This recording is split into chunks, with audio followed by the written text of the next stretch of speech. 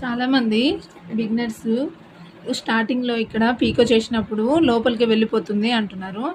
So మనం ఏం చేయాలంటే ఈ ఎడ్జ్ నుంచి స్టార్ట్ చేయకూడదు. ఇదో 1 ఇంచ్ వదిలేసి ఈడ నుంచి స్టార్ట్ చేయాలి. మనము చీరకి పీకో చేసినప్పుడు సైడ్కి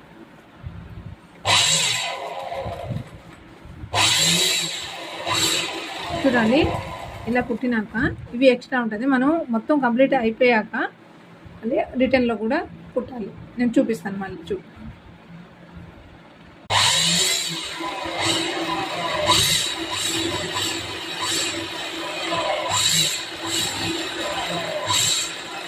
చూడండి. లాస్ట్కి ఇలా ఖచ్చితంగా కొట్టాలి.